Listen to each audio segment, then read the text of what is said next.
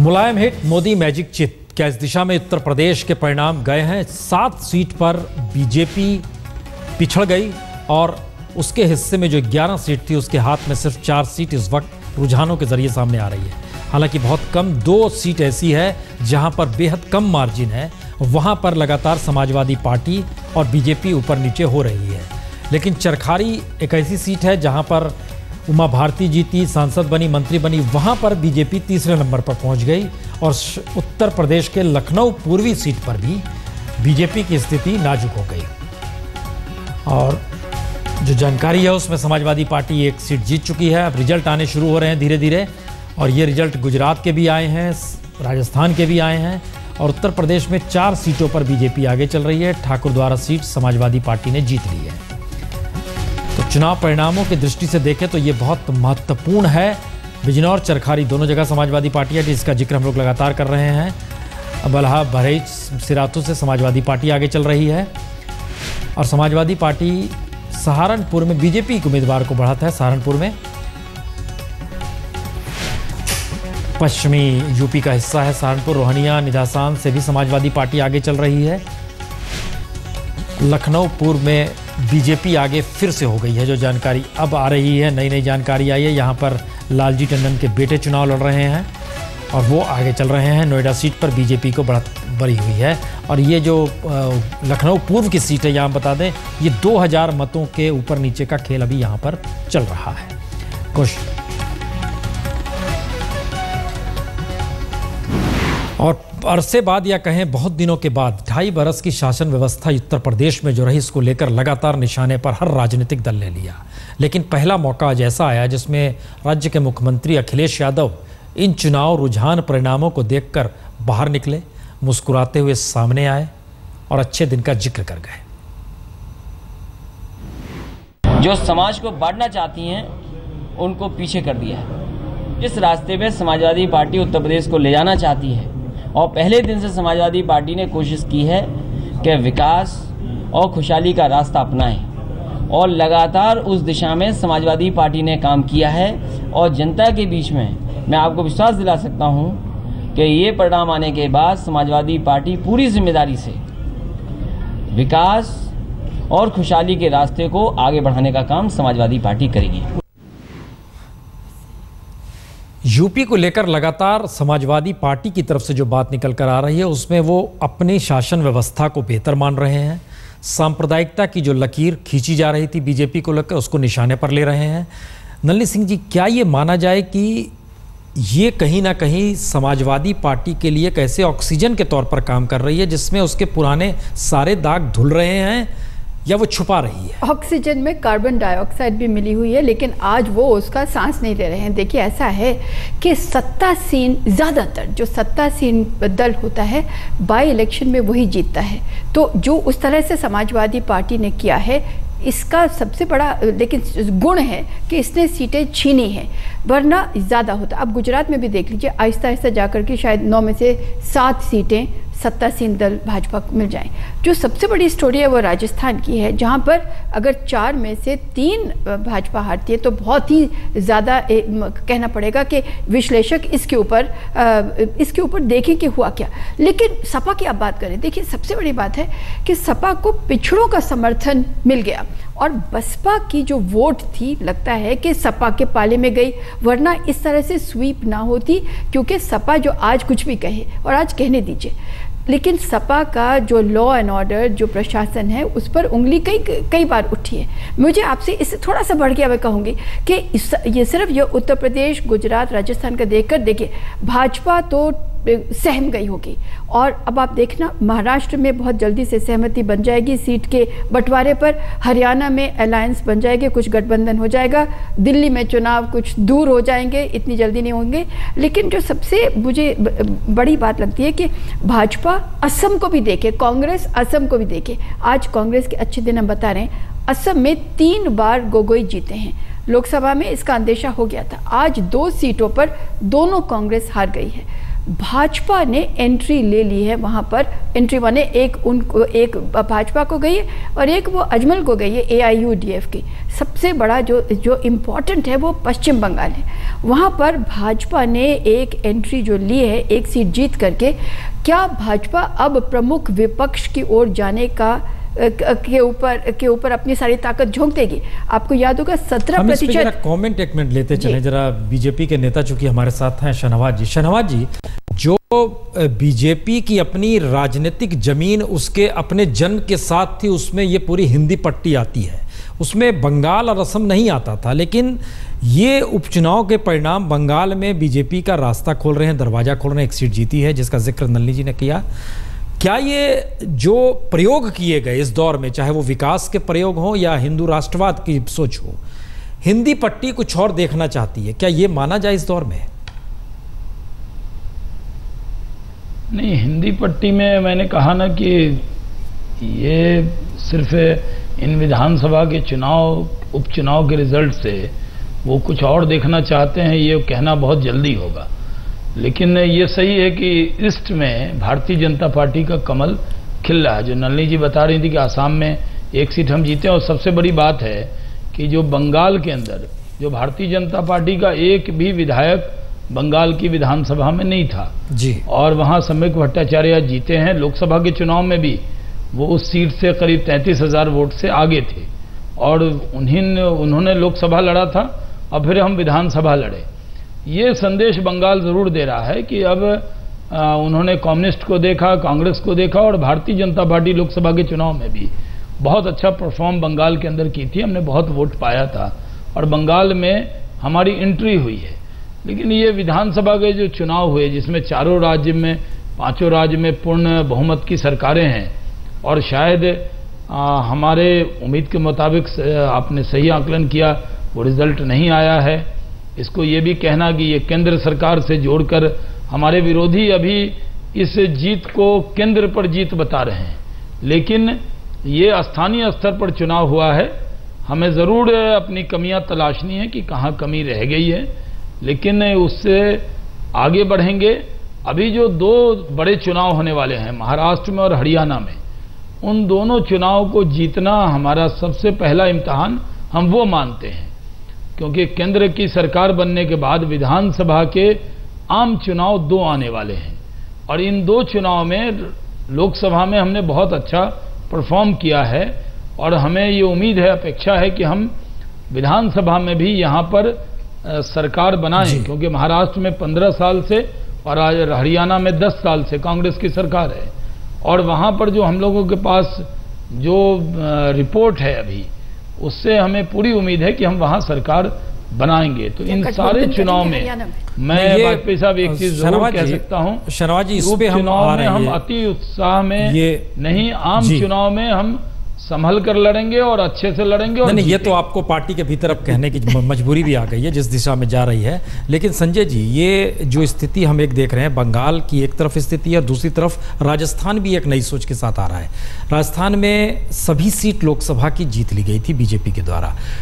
ये 3 महीने में देखिए, एक सवाल उठा था कि क्या कांग्रेस के कार्यकर्ता अब एलीट हो गए हैं, कमरे में बैठने लगे हैं, सड़क पे उतर नहीं पा रहे हैं। आरएसएस सड़क पे आई, बीजेपी का कार्यकर्ता सड़क पे आया, लेकिन इस उपचुनाव में क्या बीजेपी का कार्यकर्ता भी एलीट हो गया? वो भी कमरे में कैद हो गया एसी में। इसीलिए राजस्थान में अगर गाँव-गाँव घूम रहे हैं सचिन पायलट, तो उनको परिणाम हाथ में आ जाता। क्या है स्थिति, लगता क्या है? देखिए, लोकसभा के चुनाव में एक ऐसी स्थिति बन गई थी कि अगर कांग्रेस का कार्यकर्ता सड़क पर उतर के आता भी, तो एक ऐसा माहौल बना हुआ था कांग्रेस लेड यूपीए सरकार के खिलाफ कि बहुत कुछ कांग्रेस कर नहीं पाती। शायद इतनी बुरी हार नहीं होती, 2, 4, 10, 20 सीटें और जीत जाती, लेकिन एक ऐसा माहौल बन गया था। और इसी माहौल को भांपते हुए शायद वो कार्यकर्ता भी कांग्रेस का, जो सचमुच निकल के आना चाहता था, लेकिन नतीजों का पूर्वानुमान करते हुए उन्होंने बैकसीट ले लिया और वापस बैठने की कोशिश की, घरों पर बैठे। इन चुनाव में कुछ ऐसा जरूर होता हुआ दिखाई पड़ता है कि हार के नतीजों से नहीं, शायद जीत से अस्वस्थ होकर बीजेपी के कार्यकर्ता घर में बैठे, उनके वोटर घर में बैठे, और उन पार्टियों के जिनके लिए स्टेक्स बहुत हाई था, अब ये कांग्रेस के लिए 2-3 सीटों का जीतना राजस्थान में बहुत बड़ा मोरल बूस्ट है। दूसरा विश्लेषण हमें बताइए कि मोदी के जरिए जो पॉलिसी डिसीजंस लिए जा रहे थे, योगी आदित्यनाथ या साक्षी महाराज या मोहन भागवत के जरिए जो बयान आ रहे थे, वो ज़्यादा पावरफुल तरीके से वोटर के दिमाग में पेनिट्रेट करते हैं या कार्यकर्ता सड़क पे प्रचार करें वो पेनिट्रेट करते हैं? देखिए, जब चुनाव होते हैं तो कई फैक्टर्स उसमें काम करते हैं। ये जिन बयानों का आपने जिक्र किया, और दोनों बयान बड़े विरोधाभास रहे थे। मोदी एक तरफ कहते हैं हम सबको साथ लेके चलेंगे, लेकिन उनके कुछ पार्टी के नेता भाजपा में जिस तरह का प्रचार कर रहे हैं वो बिल्कुल उसके विपरीत जाता है। दोनों ही बातें वोटरों के तक जाती है, उनके जहन में बैठती है, लेकिन जब चुनाव के दिन नज़दीक आता है, वोट का दिन नज़दीक आता है, तो मुझे लगता है जो कार्यकर्ता जमीन पर प्रचार करता है उसका सबसे ज़्यादा असर। अच्छा, जानकारी आ रही है कि सचिन पायलट ने भी प्रतिक्रिया दी है, लेकिन हम पहले बता दें कि राजस्थान में क्या हुआ ये आप देख लीजिए। दरअसल 4 में से 3 सीटों पर राजस्थान में कांग्रेस आगे चल रही है। इसमें एक सीट तो कांग्रेस जीत भी चुकी है, और एक जगह पे नजीराबाद जो सीट थी उसके बारे में जानकारी आ रही है कि वहाँ पर दोबारा फिर से गिनती शुरू हुई है। लेकिन 4 में से 3 सीट कांग्रेस के जीतने के संकेत बहुत साफ हैं कि वहां पर बीजेपी के चुनावी इंफ्रास्ट्रक्चर में न सिर्फ सेंध लगी है, बल्कि किसी तरीके से कोई भी निकलकर नहीं आया। वहां पर कार्यकर्ताओं की जीत का जिक्र सचिन पायलट ने किया है, और बिल्कुल उसी अंदाज में किया है कि ये किस तरीके से बीजेपी की सरकार इतने कम दिन में वहां पर भी काम नहीं कर पाई। और चूंकि राजस्थान में भी सरकार केंद्र के साथ साथ ही बनी, उससे चंद महीनों पहले बनी, तो ये सारी स्थिति बतला रही है कि कांग्रेस में सचिन पायलट अगर नए तरीके से व्याख्यात कर रहे हैं कि हमने काम किया, हम जीते, और सरकार कुछ नहीं कर पा रही है इसलिए हमें जीत मिली, ये दोनों स्थितियां हैं। क्या कहना है सचिन पायलट का, जरा सुनते हैं, हमारे संवाददाता उनके साथ है। विधानसभा उपचुनाव में कांग्रेस ने जबरदस्त प्रदर्शन किया है, 3-1 का। सबसे पहले बधाई हो, लेकिन जिस तरह से वसुंधरा सरकार विधानसभा चुनाव में जीत दर्ज की थी, एक वापसी की है कांग्रेस ने।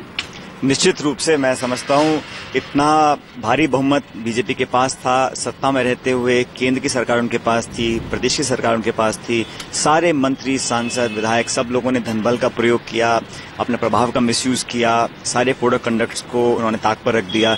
इतनी ताकत झोंकने के बाद प्रदेश की जनता ने एक आज संकेत दिया है, और मैं इसका सारा श्रेय कांग्रेस के कार्यकर्ताओं को देना चाहता हूं। उन्होंने दिन रात मेहनत करी, हमारे प्रदेश के सब नेताओं ने मिलकर मेहनत करी, और सबसे महत्वपूर्ण बात यह है कि प्रदेश का नौजवान आज कांग्रेस से जुड़ा है। ये जीत संभव नहीं हो पाती अगर प्रदेश का युवा मतदाता कांग्रेस के पीछे खड़ा नहीं होता।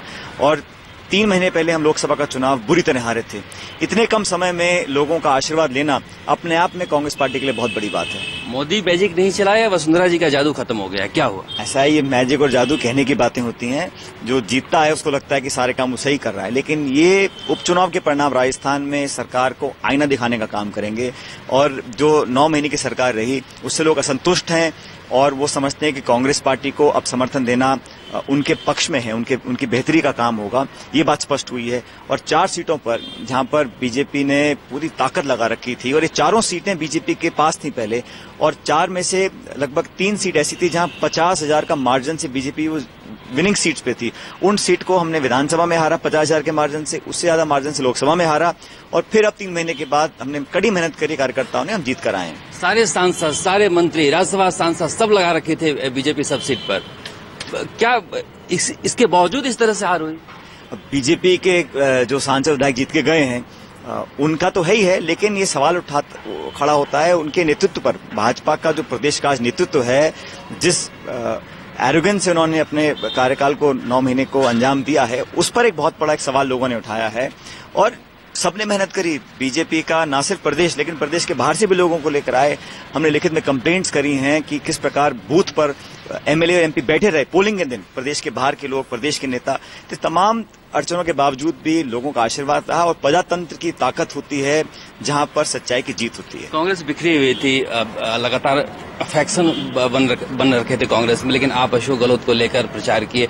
लगता है कि इस तरह से जो एकजुट रही है कांग्रेस, इसका परिणाम निकला है? कांग्रेस किसी एक व्यक्ति की पार्टी नहीं है। कांग्रेस पार्टी एक मास मूवमेंट रहा है आजादी से पहले लेके आज तक, और हम लोग जिनको आज पदों पर बैठने का मौका मिला है, हमारी जिम्मेदारी बनती है कि हम सब लोगों को साथ लेकर चलें, और चाहे नौजवान नेता हों, चाहे अनुभवी नेता हों, उन सब लोगों को सम्मिलित कर हम लोगों ने काम करने का काम अब किया है और भविष्य में करेंगे। जीत कांग्रेस पार्टी की है, जीत कांग्रेस के कार्यकर्ताओं की है, जीत राजस्थान की जनता की है। कांग्रेस के प्रदेश अध्यक्ष की जो खुशी है वो चेहरे पर दिखा रही है कि कांग्रेस जिस तरह से बिखरी हुई थी, एक बड़ा संबल मिला है कांग्रेस को और यहां से कोशिश करेगी कांग्रेस वापसी करने की। कैमरामैन मोहनलाल जैन के साथ शरद कुमार, जयपुर, आज तक। शहनवाज जी, हर नेता कांग्रेस का इस बात का जिक्र कर रहा है कि अच्छा तकनीकी गड़बड़ी है, छोटे से ब्रेक के बाद आप कुछ कहना क्या चाह रखा है जी? राजस्थान में भाजपा के भीतर भी अंतःकलह को देख लिया जाए, राजस्थान में नहीं, राजस्थान लीडरशिप के प्रति जो सेंटर भाजपा का है, क्या अंतःकलह कुछ है क्या? ये एक सवाल है। दूसरा, हम संजय जी आप भी इस पे जरा कमेंट कर दीजिए, जिसका जिक्र अभी आप कर रहे थे कि यूपी में सिर्फ 2 सीट पर ही आगे चल रही है। हाँ, जैसा आपने प्रश्न पहले भी कहा कि 1-2 सीटों पे बड़े कांटे की टक्कर है और जो एकदम लेटेस्ट जो अब दिखाई पड़ रहा है वो 9-2 दिख रहा है और जो 2 सीटें हैं जहां भाजपा अभी भी आगे है वो एक नोएडा की सीट और एक लखनऊ ईस्ट की सीट, बाकी सारी सीटों पे एसपी आगे। तो शहरी वोट, शहरी मतदाता अभी भी लगता है, जो शहरी मतदाता अभी भी बीजेपी के साथ कुछ दिखाई पड़ रहा है, जादू दिखाई दे रहा है। बीजेपी के लिए झटका उत्तर प्रदेश में, बीजेपी के लिए झटका राजस्थान में, बीजेपी के लिए सेंध गुजरात में, बीजेपी के लिए अच्छी स्थिति बंगाल में, बीजेपी के लिए अच्छी स्थिति असम में, बीजेपी के केंद्र में क्या वाकई नरेंद्र मोदी हैं? हम ब्रेक लें उससे पहले जरा एक कमेंट हम आप दोनों से चाहेंगे। संजय जी, क्या मोदी से प्रेम, मोदी से दुखी, इसके इतर भी इस चुनाव में कुछ रहा होगा वोटरों के जहन में? नहीं, वोटरों के जहन में मोदी तो, अगर बीजेपी की बात होगी तो मोदी तो बिल्कुल सेंटर में होंगे। और साथ साथ आजकल अमित शाह भी सेंटर में है क्योंकि वो पार्टी के प्रेसिडेंट हैं, प्रचार का कमान संभालते हैं। लेकिन साथ साथ इन जिन आप अलग अलग राज्यों का जिक्र कर रहे थे, राज्यों से भी अगर थोड़ा नीचे जाएं, असेंबली कॉन्स्टिट्यूंसीज की बात करें तो निश्चित रूप से ये ज़्यादा थोड़ा लोकल मुद्दे जो हैं ज़्यादा प्रभावी रहे होंगे। जीत हार, लोगों के चुप पसंद नापसंद में वोट किसको देना है वो ज़्यादा हावी। अब दल्ली जी, इसके आगे की स्थिति राजस्थान में तो वाकई सरकार तुरंत बनी, वसुंधरा आई है, दिल्ली में मोदी आए हैं, दोनों जगह बीजेपी की सरकार है। किसको लेके ज़्यादा निराशा हुई जो 4-1 का परिणाम, 3-1 का परिणाम आ रहा है? देखिए, राजस्थान में कुछ ना कुछ ज़रूर हुआ है, या तो किसी तरह से जो बीजेपी का अपना कार्यकर्ता है उसने कुछ सहयोग नहीं दिया पूरा, या अंदर खाने कुछ हुआ है। सभी लोग उतर गए थे चुनाव प्रचार में, हम लोग खबर कर रहे थे। मैं कार्यकर्ता की बात कर रही हूँ। राज्यसभा में जो नॉमिनेटेड है उनको भी भेज दिया गया था, आप जाइए जी, लेकिन वो कुछ भी नहीं चला। तो इसलिए हमें ये मान के चलना पड़ेगा कि कुछ और फैक्टर था उन दिनों जबकि वसुंधरा राजे 26 में से 26 लेके आ गई। तो क्या वो फैक्टर आरएसएस का था? क्या वो फैक्टर था कि किसी ने सेंध नहीं लगाई थी? क्या वो फैक्टर था कि उस वक्त बड़े साजगार प्रेम मधुर संबंध थे वसुंधरा राजे के सेंट्रल जो बीजेपी की लीडरशिप है? ठीकरा किसके मत्थे मढ़ा जाएगा, वसुंधरा के या वसुंधरा के माना जाएगा? छोटा सा ब्रेक, लेकिन धर्म जाति और ये धर्म जाति और उपजाति ये भी काम किया है।